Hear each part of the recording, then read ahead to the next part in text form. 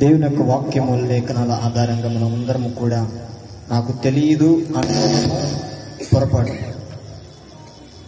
తెలియకుండా చేయటువంటి నేను ఇక్కడ దాకా రాలి 8 సంవత్సరాల నా పరిచయ విధానంలో ఎంతోమంది గొప్ప గొప్ప సేవకుల మధ్య తిరిగి నా యొక్క అవసరాన్ని తీసుకొని సంఘాలు నిలబెట్టుకొని ఆఖరికి వదిలేస్తారు. ఇది పరిస్థితి. నిజముగా అంటాడు కదా, మనుషులు పై రూపంలో లక్ష్య పెడతారు. నేను ఎలాగున్నానా, మనిషి ఎలా ఉన్నాడా, మంచి చీర కట్టుకుందా, ఆమె ఏముందా అని మనుషులు పై రూపాన్ని చూసి విలువనిచ్చేటువంటి సమాజం. ఒక ముఖ్యమంత్రి గాని ఎవరైనా ఎమ్మెల్యే గారు రాగానే అతని వస్త్రధారణ అట్లా మాట్లాడి దాంట్లో ఫాలోయింగ్ చూసి అవును అధికారి అని మనము విలువిస్తాం. కానీ ఆయన విలువ లేని వారిని సహితము కూడా మన కొరకు ప్రాణత్యాగము చేశాడు.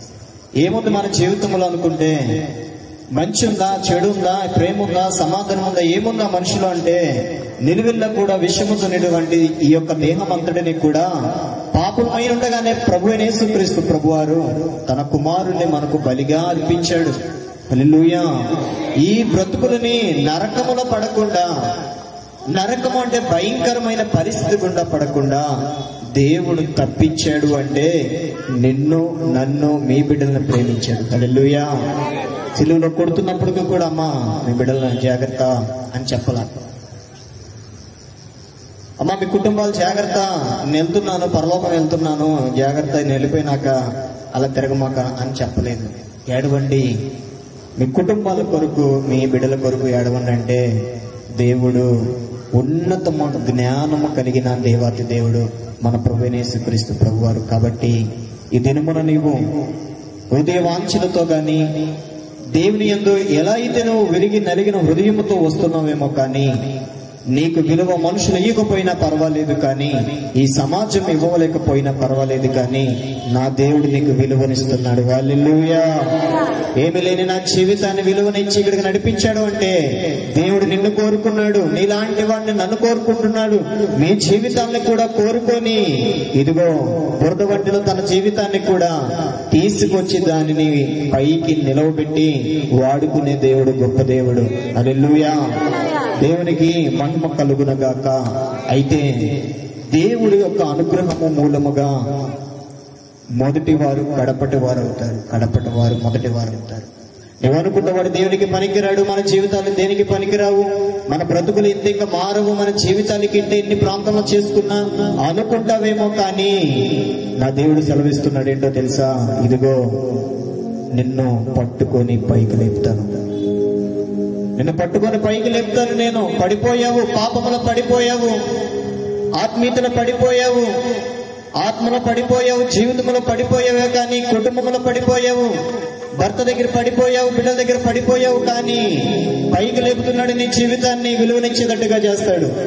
మనుషులు విలువనెవరో దేవుడు ఎప్పుడైతే తన ఆత్మను పంపి నీ కుటుంబంలో ఎప్పుడైతే తన కార్యము ప్రారంభిస్తాడో అంచెలంచెలుగా నీ కుటుంబాన్ని ముందుకు నడిపించి పాత్రగా పనికొచ్చే దీవెనకరంగా నీ జీవితాన్ని మారిపోద్ది.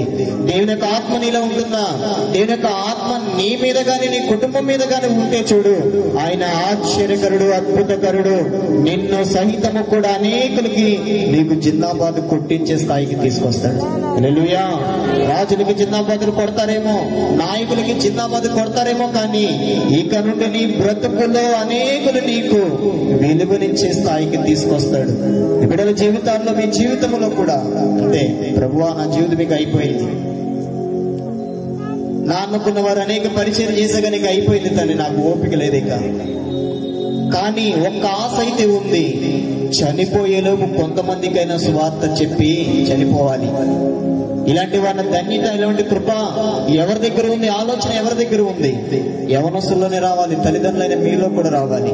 కొంతమందికైనా దేని వాక్యము ప్రకటించాలి, జరుగుతుంది ఇక్కడ ఆరాధన, వెళ్ళండి అని చెప్పగలిగిన వారముగా ఉంటే నా పరిచర్యలో కూడా మీ హస్తము కూడా తోడుగా ఉంటుంది. హల్లెలూయా. ఎందుకు మనం ఇక్కడికి కూడుకొచ్చిందంటే సంఘము కూడా మనకు లేదు, అద్దెలు కట్టుకుంటున్నాం, పర్లేదు. అయినప్పటికీ కూడా ఈ యొక్క సువార్తను నీవు మరణించేంత వరకు కూడా నాలాంటి యవనస్తులు ఈ ప్రాంతంలో అనేకులు రావాలి. నేను ఆశపడుతున్నాను. పరిచయం అటువంటి విధానముగా కాలము సంపూర్ణమవుతుంది. దేవుని రాకడ ఆలస్యం ఉందని నువ్వు అనుకుంటున్నావు, కానీ దేవుని యొక్క కాలము, ఈ యొక్క కాలము సంపూర్ణమైన దేవుని యొక్క రాకడ ఈ భూమి మీదకి తథ్యము. ఈ భూమి మీదకి వచ్చినప్పుడు నువ్వు సిద్ధపాటు కలిగి ఉంటే సిద్ధము అయినటువంటి ఆ యొక్క రాజ్యములోకి ప్రవేశించడానికి కుటుంబం అంతా, సంఘం అంతా కూడా ఆయన నిలవబెడటానికి ఆయన ఆశ్చర్యకరుడు.